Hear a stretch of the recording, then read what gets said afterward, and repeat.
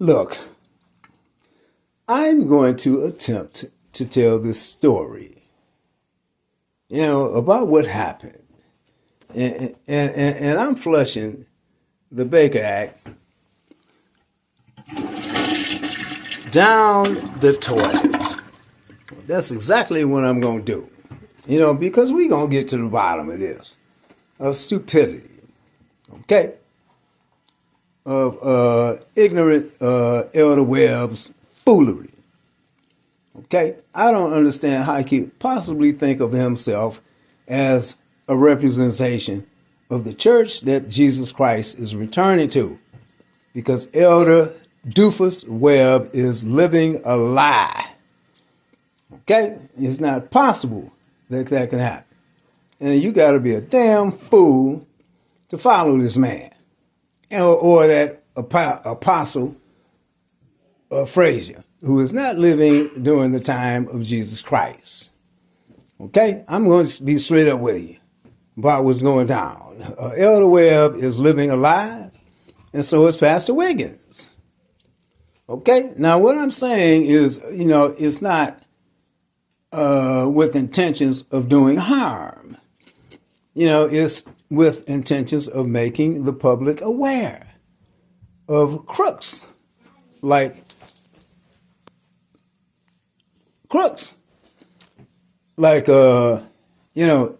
Elder so-called Webb, dangers of the web. Okay? And my suggestion to Pastor Wiggins is that you don't have to lie about my taxes. All you have to do is ask me, and I would have perhaps given you the money that you are pressuring my wife for. Okay? I would like to get that understood, Pastor Wiggins. So if you feel that, I am harassing you for asking for my money back, that is your prerogative. You're certainly capable of going down to the police department to file charges about why I am asking you for the money that you stole from me. I believe that there was a verbal agreement between you and I that you would do my taxes, you would do a service for me for $40, and you violated it.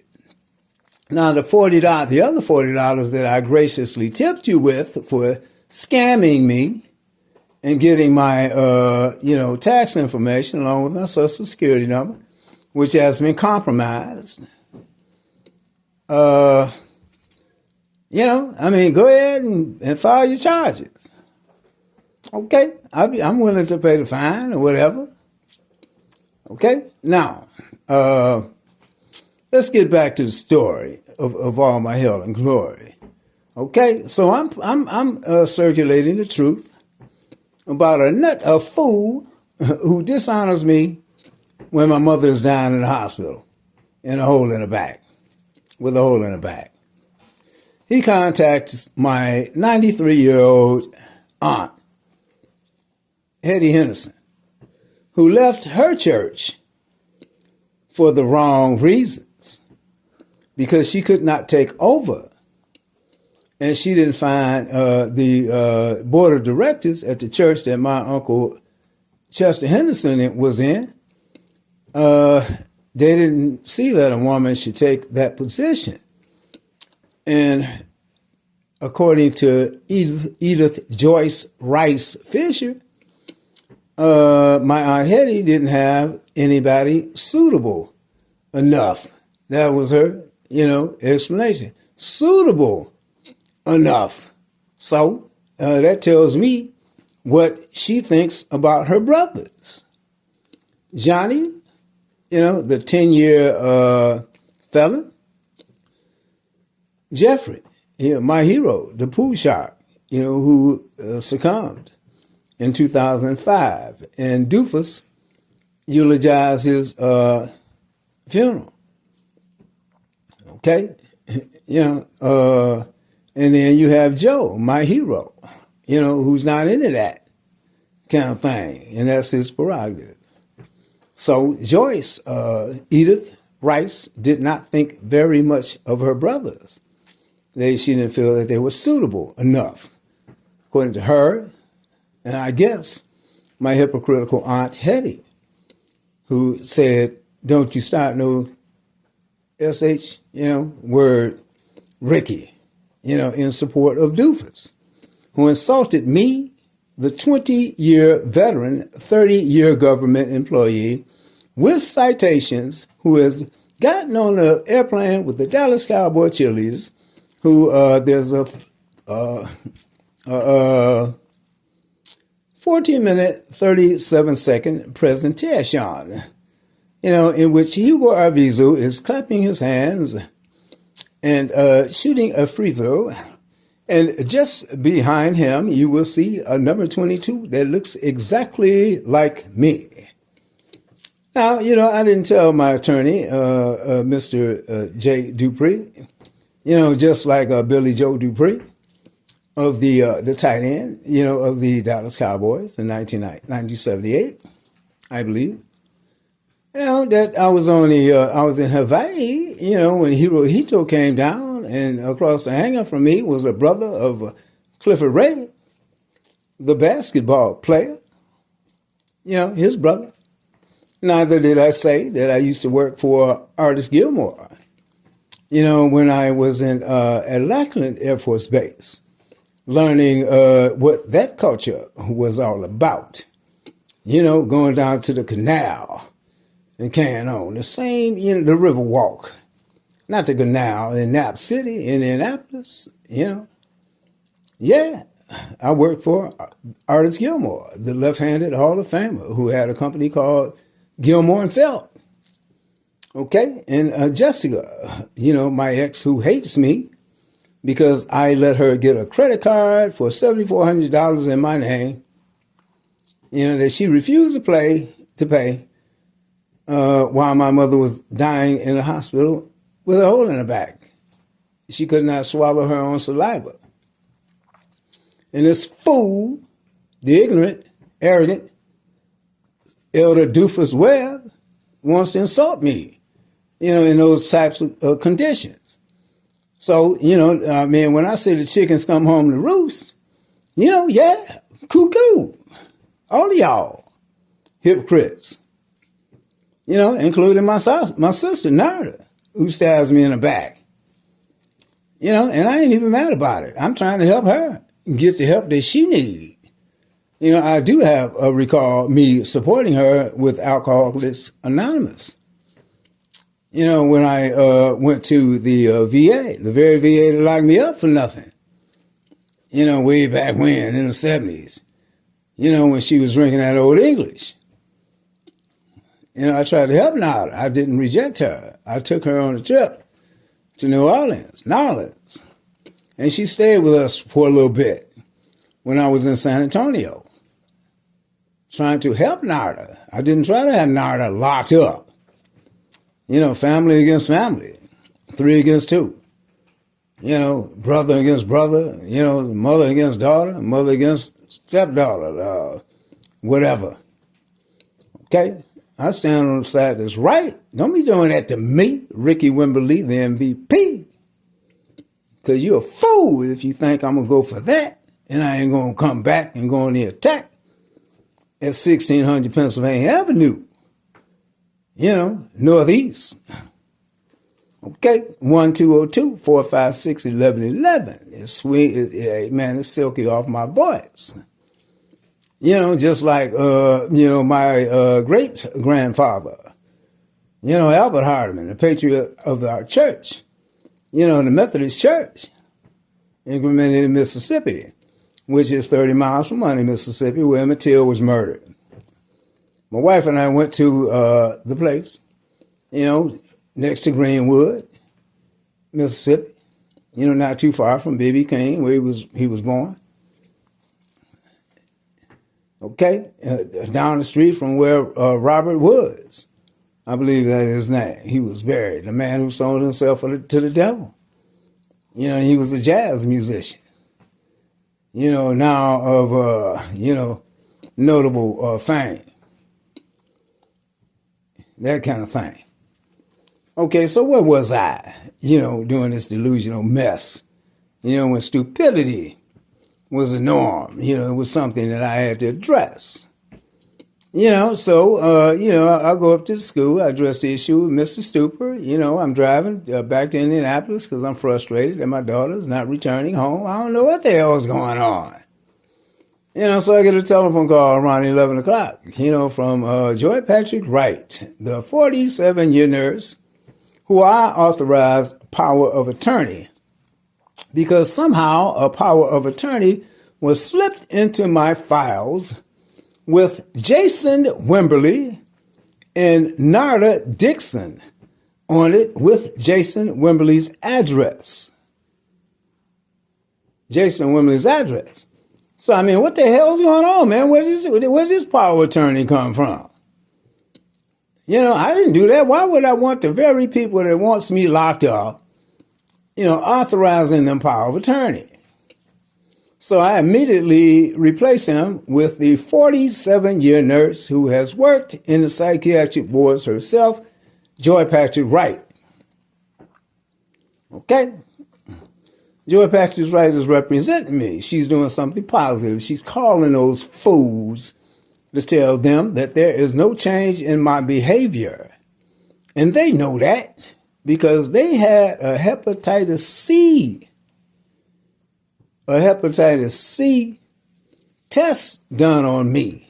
And it's all throughout my medical records that I had hepatitis C. I was taking Harvoni and I was taking milk thistle. Harvoni I took later to get rid of it. But I was taking Sasandra and milk thistle. They knew that. Okay? The entire department put lies in my medical record. Including circulating my mother's naked photo all over the internet. And why would I do something like that? When I took photos of my mom, in which we were seeking action, to sue Marymount Hospital for neglect. And the only person that I remember showing the picture to was Bernice and William Sanders. William Sanders, who is the person who at that midnight moment, felt compelled to tell his wife about a relationship that I had with Linda Weaver. That kind of thing.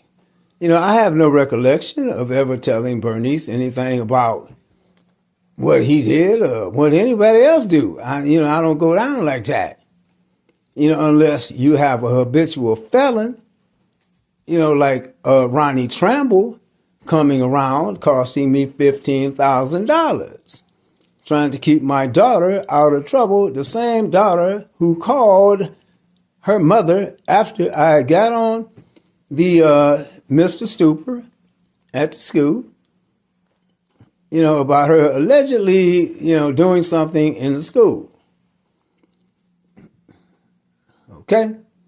So now I can recognize that this is getting rather confusing because it's like a puzzle, that I had to solve, for everyone that was involved, including them trying to kill me by insisting several times that I take risperidone 2.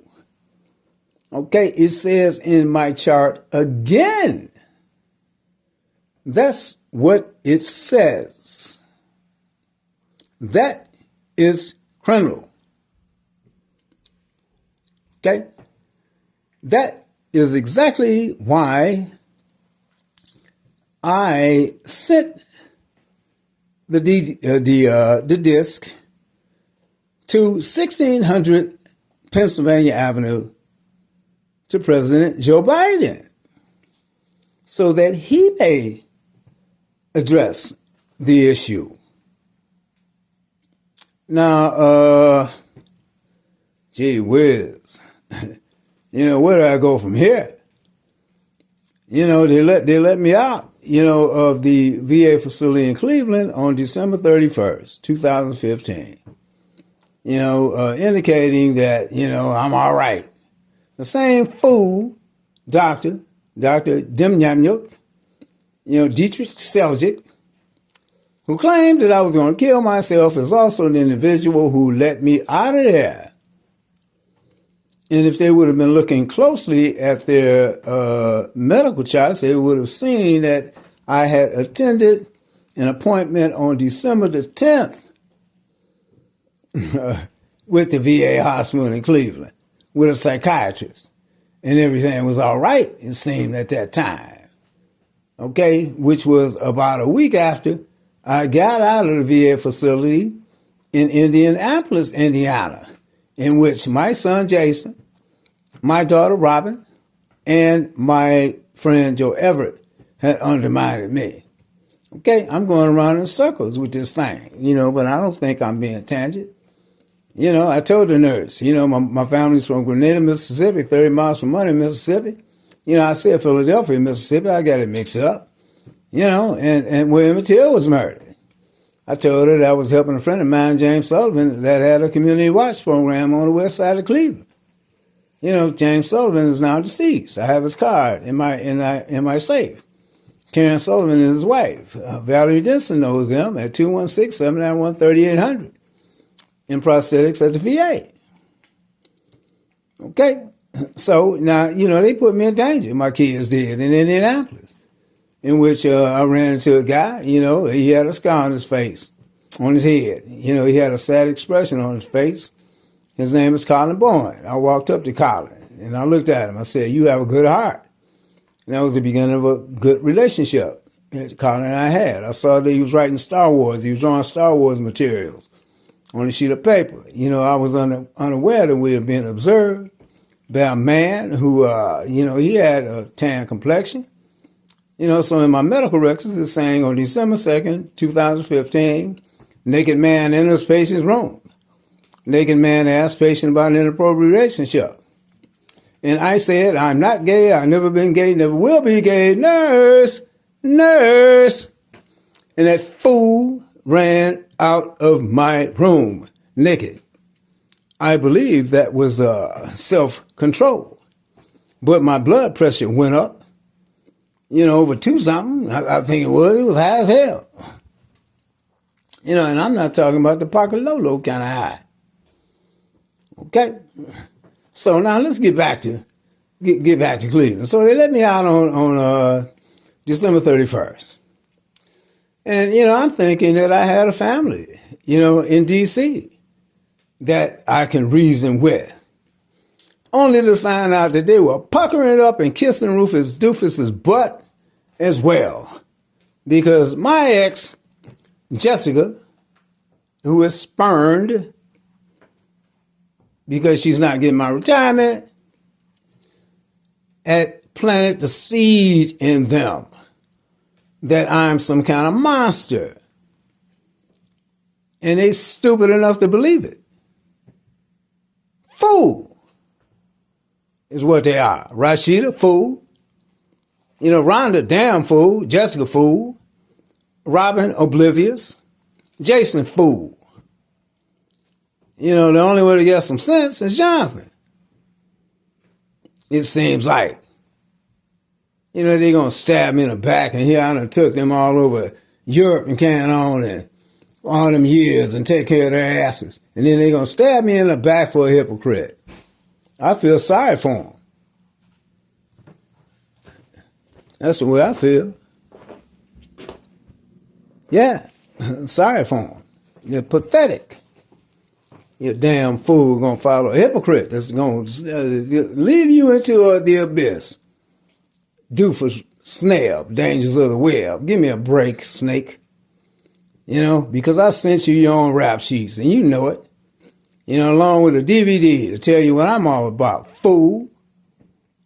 Yeah, and that chump, whatever the hell his name is, the apostle impersonator that was not here over 25 years, 2,000 years ago. That Frazier, just like Joe. And I saw Muhammad Ali at the airport in 1978. in which my friend, Phyllis Clark, walked up to him. She asked him for his autograph. He signed a piece of paper, and scribbled it down and carried on and left. I looked at it. Now Phyllis is gone. She's beaten to death. She died when she was about 25 years old. She had an apartment over on Suitland Road near Silver Hill. Okay? When I was locked up in a hospital for nothing, the person that took my blood, the phlebotomist name was Phyllis, and the officer that took me home was Officer Clark. Okay? Around all this stupidity. But let's get back to stupid. Okay, so I go to my family thinking I would have their support, only to be exorcised out of the place. When my son-in-law, Stacey Black, who I had hoped would have my back, started chanting like a fool. And I told that fool to stop doing it. And he ignorant, ho ya hey. Wow.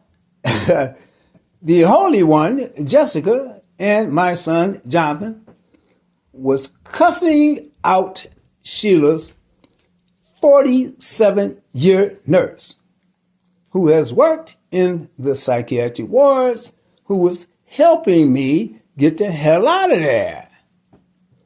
They were fussing and cursing at her, involving a power of attorney that I never granted to them in the first place,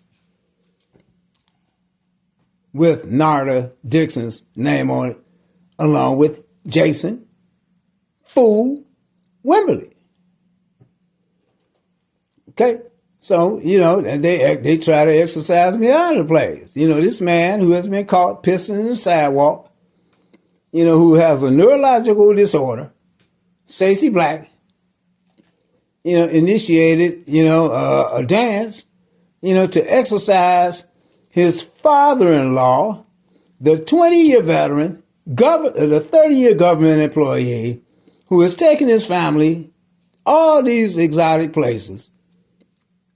He does me like that, like a damn fool. Stacey Black. And my ignorant daughter, Rashida, who doesn't have the sense of a dog, doesn't understand that it's not acceptable to tell me that it ain't gonna happen. Fool, I told you about it. But you were stupid enough to insult me by saying, well, you know what I'm talking about, don't you? Do you know what I'm talking about when I say you a damn fool, Rashida? Yeah, all y'all fools. And I ain't even mad about it. But you are kissing the ass of somebody that is a hypocrite. Doofus, Rufus, dangers of the web. Fool. Okay. So now, they exercise me out of place. I got to get away from their asses. Jonathan calls me stupid. After we go to Walmart, I show them how stupid I am. I left them stupid bastards, in the cold at Walmart. And I proceeded to drive to Cherry Hill. And I spent the night with Calvin Wright and Joy Patrick Wright that night. Then, later on, early that following morning, I drove it back to Cleveland, Ohio. And I'm trying to convince Nada, my sister, that I'm not suffering from any type of psychosis. And I'm calling them. I leave a message on Dennis's windshield. I ain't nothing there. They get the lock changed and shit. I talked to Nada one day. I asked her for a hug. She looks at me and stoically, like she lost her mind. Needless to say, I didn't get the hug. Okay, I go over there one day to Nada's house. Somehow I'm talking to Kwame. He's talking over me like a fool. Won't let me get a word in. It's a culture. It's a culture. Fool, I already know it's a damn culture. But it's a culture that's affecting our black community specifically in a negative way when you're talking about drugs and shooting each other all the damn time. And this fool, Kwame Dixon, wants to insult me by talking over his uncle. I didn't know drunk ass Narda was gonna, take it seriously when I told him I shoot him in the leg like Burdell shot Tommy. I didn't realize that Narda was gonna act like a damn fool and gonna have a 20-year veteran, 30-year government employee whose family is from a historical background, whose grandfather was born in 1847 and he died in 1927, who was the patriarch of the Harmon Methodist Church from Grenada, Mississippi, whose grandmother, was a bishop in the church, grandfather was a deacon in the church, dad with a smile on his face, Uncle Fletcher at Pearl Harbor. My dad, Joe Wembley Sr., received a Purple Heart at Hill 871, where he, sacrificed himself. My cousin Joe Fisher, who knew that I was being plotted against. Like he knew that Sherry, my cousin, called the police on me on November 15th, 2015, when I was talking to Linda Weaver early in the morning. When a police car come creeping down the street. Then I go over to Sherry's house when I'm stopped by the police. They ask me to present my identification. I do so. They ask me whose car it is. I tell them it's Sheila Wembley's car. They let me go. I knock on Sherry's door. They don't answer. I talked to Sherry a couple of days later. Did you call the police on me? No, I didn't call the police on you, Ricky. Besides, we're not up that early. Well, Sherry, I didn't say anything about a time. Well, it could have been any time, Rick. I don't do things like that. But Narda told me your husband walked in on you while you were shooting heroin. And then you're going to do me like that after I hugged your mother and told her that she was a great wife to my Uncle Arthur. And then you're going to kiss Narda's ass and suck up to hypocritical Joyce, after I gave you $300 and told you not to worry about paying me back. And then you support Narda, whose teeth I bought in her mouth. Gave her a grandfather clock, gave her a car, Bose 901 speakers, money every time her birthday would come up. And then Narda wants to stab me in the back, over hypocrite. Okay, so, I'm still trying to be helpful and carrying on. I think my nephew is talented. We go up there and smoke some weed. I think everything's all right. And then one day I go over to the VA hospital, to try to get my nephew a job. Okay. So I see Roland Bryson, who I think was an old friend of ours. He worked in housekeeping, picking up trash and carrying on over at the VA in Cleveland. Okay. So I approached Roland. I said, Roland, look, I checked www.usajobs.opm.gov. You can check around. Are there any jobs available here? Is he a vet? No. He's a black man looking for a job. You already know that there's nepotism going on over at VA. In fact, the hospital director, was caught stealing. He gets mad, walks away from me, like a fool. Then he calls Narda. Like Narda is supposed to be something. The drunk, who's undermining me and carrying on. And then that fool, Narda, gets a hold of the psychiatrist again. And we're talking about February 9th of 2016. I'm sitting there, I go over to Sandra McClinton's house. The same person that was with me on January 10th when I went to the VA facility to be evaluated. I'm sitting in Sandy's kitchen. Sandy excuses herself for a moment. And while I'm sitting in the kitchen, Sandy's grandson, Wooda Evans, comes in and he says, Uncle Ricky, Grandma's on the telephone talking to Narda. The police are on the way. I leave I leave Sandy's house right away. I'm driving in my car. I get a telephone call when I'm on the corner of Brook Park and Ridge, over by the Walmart. Okay, I get a telephone call from a police sergeant from the Streetsboro Police Department, Mr. Wimberly, are you willing to go over to the VA? Oh, yeah, I go over there. I ain't did nothing. So I go over to the VA on February 9th, 2016. I report to the police. I call Sam Thomas, my attorney, that day to let him know that I'm locked up in there for nothing. And, next thing you know, it's all over again. Damn, I'm locked up again. And this is worse than last time. They got everybody that was evil was watching me, lying on me, talking about I called my wife a bitch. Twice. Lies. That I'm delusional. That I couldn't answer a question within 46 seconds. And I maintain A, B, C, D, E, F, G, H, I, J, K, L, M, N, O, P, Q, R, S, T, U, V, W, X, Y, Z, Z, Y, X, W, V, U, T, S, R, Q, P, O, M, M, L, K, J, I, H, G, F, E, D, C, B, A. That kind of thing. Okay, just lying. Rob Hayes lied. I didn't want any visitors.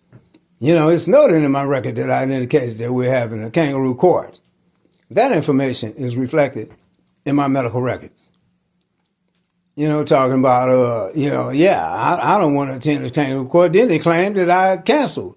I wanted to get out of the kangaroo court, which they did. They canceled it, but they lied and said I did it. Then finally when they did have the kangaroo court, I believe it was March the 2nd of 2016, under the corrupt judge, magistrate Gregory Sambo Jackson, attended by Laura Gallagher and Anthony Russo. And I believe it was Mr. Russo that was about to cry when I was telling the compelling story about my mother dying in the hospital and her holding back, and the hypocritical elder Smelter Doofus Dangers of the Web insulted me. He was about to cry. After the interview, Dr. Bond looking all fat and evil and ugly, because she mad at everybody else because they ain't ugly like her. Smirking. The Sambo judge, Jackson, shook my hand. I'm under the impression that I'm going to leave, and he gives me an additional 3 months locked up with the nutcase psychiatrist, Linda C. Bond. Okay? Now, they would not allow me to use the telephone. They denied my attorney to counsel to come in. They were trying to poison me with a drug that can cause Parkinson's disease, and all this stuff. They lied on me several times, about, calling my wife a B twice. And I'm still looking through my medical records. Saida Weems lied, when she told me she did not hear Dr. Hyzon say that, he didn't know where the Taj Mahal was. She lied because she was taking dictation. She seemed to remember it a couple of days ago, about a week or so when I talked to her. Felicia Love lies. She was evil. The entire department just about put lies all through my medical record. A 30-year veteran. I mean, give me a break. I'm speaking out against injustices, for people everywhere. You don't have to be a veteran, to expect proper treatment, from a hospital.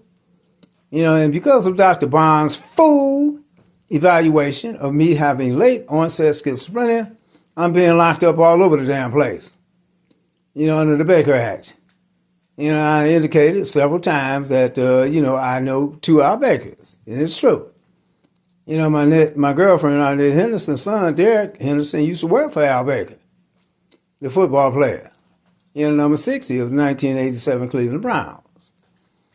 And, my friend, Al Baker, the Pakalolo maker, the man, who understands what it is to be an American. He had the good stuff. The Pakalolo, puff, puff, puff. Al went through the front gate at Richards Gebaur Air Force Base, with one of his boys, and he was samboed, just like Gregory, Jackson. Sambo. He was busted, man. And then next thing you know, Al and I hook up in Waipahu, and he has the good stuff, the Pakalolo, the gold, man. And we smokey-o to Tokyo. But we didn't go to Tokyo, but we smokey-o, in Waipahu, where Al lived. I went on and left Hawaii, and Al went to Misawa Air Base, Japan at one time, and I believe that Linda Weaver is aware of that. Al became a sumo wrestler when I went to the nation's capital to learn what that was all about, so I would not have any doubts. And then I went on over to Greece, where I did my thing. But Al became a sumo wrestler, and he was of renowned fame. And then later on we hooked up. We were at Andrews Air Force Base together again. It was just like a family reunion of men that were really men.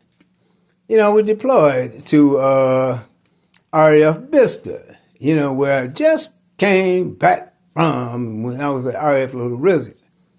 Al and I were on our way up here for one night. Keith Maddox was on the bus when Al got drunk, and he fell asleep, and he placed his head on the shoulders of a white woman who was going to a country and western bar. You know what I mean, man? So, damn. Here I am, been locked up all the place on this big act. I can't even call them. My chest is hurting, can't home. My cousin Mookie calls me. You fucking, F you, I'm going to get you, B-I-N. I'm going to get you. That's Mookie. She has lost her mind. She's saying this in front of my kids, my grandkids, Belly, Ari, Sheila, everybody. She's now a YouTube celebrity as a fool because I caught her on camera. I recorded her, calling me, harassing me again like a damn fool because she's mad because I find it unacceptable. That she would call me an ignorant MF for me not saying good morning to her stupid ass. Me stating that she about as stupid as we are for saying MF and S. She jumps up out of the bed. This is when we were in New Orleans.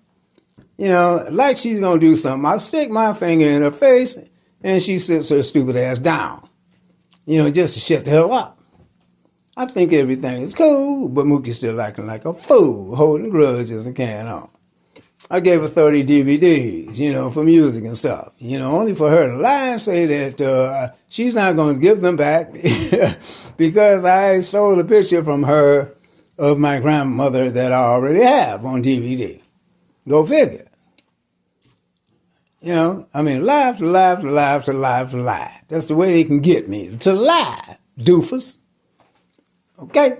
Now, ooh, man, this is rather deep, what I'm saying? So, our apartment is flooded.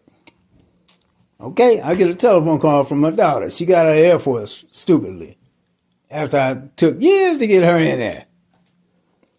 To be with the habitual felon, Ronnie Trample, who cannot do anything right.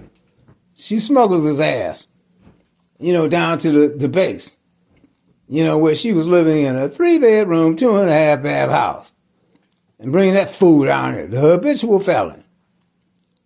Only to find out that he talked her into getting out of the Air Force and going into the reserves.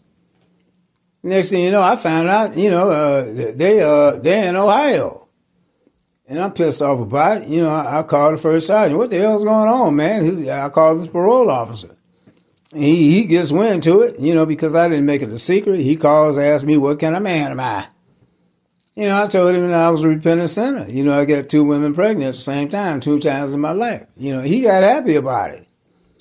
Was giddy. Didn't realize that he was talking to the man whose daughter that he was banging. The little worm. Holding his penis and carrying on, talking about if you be us on Facebook, that means after again and again and again. So that's the kind of fool that my daughter wants to hook up with. A damn clown. He ain't even a clown. He's a coward. He squealed on his voice twice. Check out the, Ronnie Trample Goonies, and you'll find out, that he's just a fool. Okay? They got Aaliyah running around in stolen cars, stolen check, $1,800 to David Gonzalez that was stolen. Police officers coming over to my house every time he get a ticket. they would send a ticket over to Aaliyah, who he has riding around in stolen cars, and convincing her to get involved in a telephone scam. That cost me $4,000 trying to keep Aaliyah out of trouble. Okay? So, I go to, we drive to Cleveland, Ohio, around September the 10th, the 9th of September the 10th, through the snow, not the snow, the fog of Pennsylvania, western Pennsylvania, Maryland and stuff, and, eastern Pennsylvania, Maryland, on through Pittsburgh. Through the fall, I'm fussing all night because I don't know what the hell she's doing in Cleveland. I get a telephone call from a police officer finding out that she was, a witness to a shooting. And then there was a man that was hollering at her, telling her not to talk to police. The same man that squealed on his boys twice. I believe Ronnie Tramble. Okay? This man is a fool that she messed around with. So, we go to Cleveland, Aaliyah, she's there, but she's not with Ronnie. She's over Tony Norfleet's house, whose wife, Lisa, has COVID. So Aaliyah's over Tony Norfleet's house, whose wife, Lisa, has COVID with the kids, waiting on me to pick her up, which I do. So needless to say, we're not over Tony's very long, because I don't want to be around COVID. That means that I'm not ready to go. So we come back to here. We come back here. Okay? And then that's when we moved, and I go to the police department where I got suffering from chest pains because of black ice. I moved all this furniture by myself. I'm completely exhausted. I call EMS. They come get me, only to find myself sitting in front of a psychiatrist. I don't understand what chest pains have to do with psychosis. Okay, so now, they let me out after a day, poking holes in me and carrying on, drawing my blood and stuff, crying in there. I left out, they acted like I was some kind of hero. Chaplain Ono came out and gave me a couple Bibles. I was appreciative of that. Okay? That was around October the 13th, 2023, when this happened. So 3 days later, I get into a heated discussion with my daughter, about her habitual felon boyfriend, and then next thing you know, I'm talking to, what happened? I'm talking to Linda Weaver on the telephone, I believe it was. When EMS shows up, are you willing to go over to ECU, sir? I mean, do I have a choice? Aaliyah called EMS because I am trying to talk to her within reason about her relationship with habitual felon who has been an anathema in our lives, who I wrote Judge Godfrey twice about the little bastard. And then they're going to lock me up. And I told them what happened. It didn't seem to make a difference. Okay, so I was in there for 3 days. They sent me to a husky, for 7 days. And I spent most of the time singing songs in my room, waiting to leave. And I gave them the telephone number. I told them the compelling story. They heard me. I'm talking about Malika, the social worker. Heard me, and the stoic-looking psychiatrist from Africa, whose name I can't think of right now. I didn't make it a secret that I was contacting Senator Thom Tillis and President Joe Biden at 1-202-456-1111. Thom Tillis, 1-252-329-0375, I believe it is. They know that there wasn't nothing wrong with me, locked up in there. So, what they do? They write psychosis. Unspecified psychosis, which means ain't nothing wrong with me. Okay? So, now, let me get my dates straight here. They want to put me on this Seroquel that I don't need. Okay? And I'm telling them bastards that I don't need it. And the psychiatrist, I believe it's Daniel B. Cat, I believe that's the one, that told me that he was taking the Seroquel himself. telling me how to make it feel, how it makes you feel. Okay, put your right on up, man. So, I mean, damn, I don't want to take it. I don't like taking downers.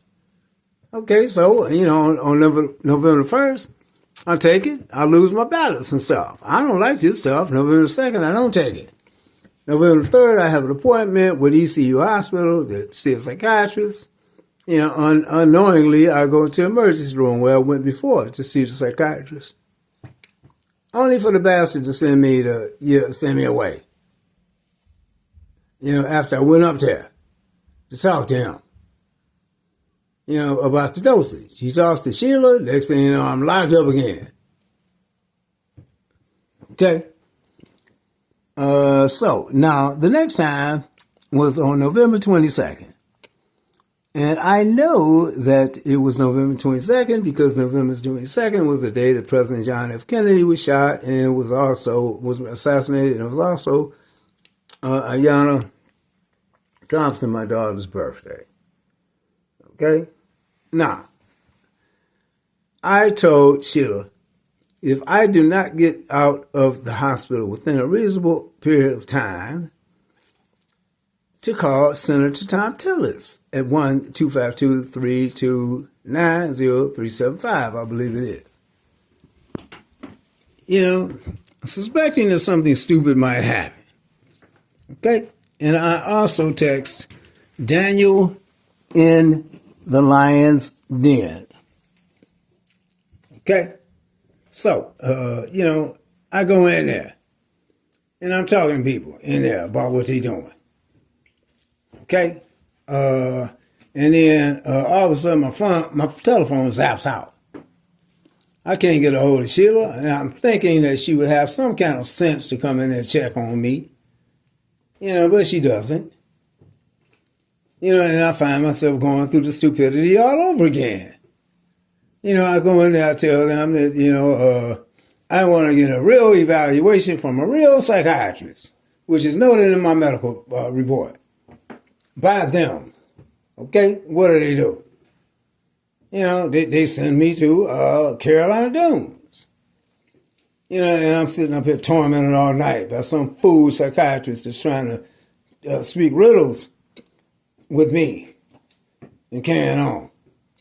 Trying to torment me all night. I'm telling that fool, I ain't going to shoot myself. You got the wrong person in here. That information is noted in my medical report. Yeah. So, afterwards, damn. Gee whiz. That was November 22nd of 2023. And I was locked up there in Carolina Dunes. I believe it was for 8 days. Okay, all total, 18 days. I've been locked up unjustifiably. Again, with this, what should be outlawed act, the evil act. Okay? So now, I'm thinking everything is cool. I'm preparing all the documentation so I can sue those low-down 21 bastards that conspired to have me locked up. And then one day on January 21st, Aaliyah and I are talking again. We get into a heated discussion about the felon, Ronnie Tramble. Okay? And just like her mother, Bullhead, you can't come to a reasonable conclusion. I'm contemplating leaving. I call my sister, Rosalind, to see if it's okay if I stay with Dana, my niece, which was about 3 hours away.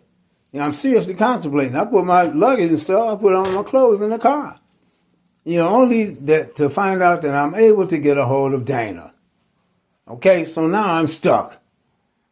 And I go over to the pond, and I talk to my friend Conrad Artis about Aaliyah and her relationship with the habitual felon, Ronnie Tramble, who has been nothing but an anathema in our lives, since we met the little bastard. And, I go back to the house. I'm preparing the complaints. against the 21 Fools, when all of a sudden EMS come knocking on the door. I can't believe it. I mean, no, this ain't happening again. Yes, sir, we have no choice. We have to take you in. It's a magistrate's order. I mean, damn, I cannot believe this. Yeah, it's happening again. And I'm texting everybody, this is number 9. You know, telling everybody what they're doing and stuff. You know, I even recorded it while I was in the emergency room. You know, me being locked up in there for nothing. You know, so, while I'm in there, I'm telling him, I own the Omega Seamaster 300 Professional James Bond watch. Now on Google, Dr. Linda C. Bond, and look at her reviews. I have the piece of paper that I was writing the information on. Have you seen the movie Durango, where Samuel L. played Sambo? Well, corrupt Judge Gregory Sambo Jackson was involved under the docket number of MI 17636, 2016, MI 17636, in which, he felt compelled to leave me locked up, under the nutcase, Dr. Linda C. Bond, whose entire staff was writing lies on me. Okay. So, now, where am I? 2 months locked up. At the VA in Cleveland, in which they tried to kill me with Seroquel and lied all through my records. And that is what happened. What happened? So why wouldn't I send my medical records to President Joe Biden at 1600 Pennsylvania Avenue and request an audience with him? Is my question. And that concludes my statement. So, I might as well just go ahead and blow. Because my name is Joe, baby. And I can't get down with Smokey O.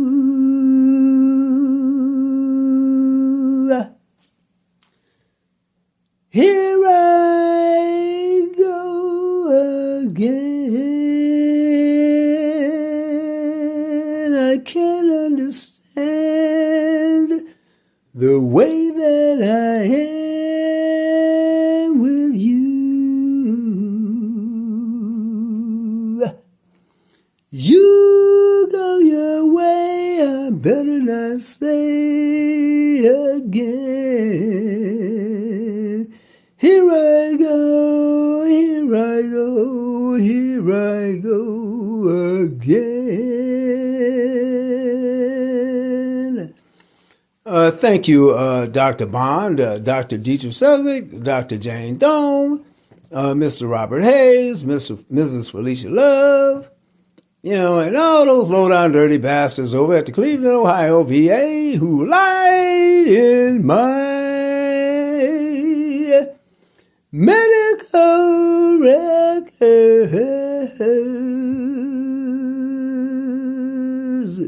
Woo, baby. I think that is out. Later, baby. I'll sing a song of paradise, and I shall be gracious and nice. My name is Ricky, baby.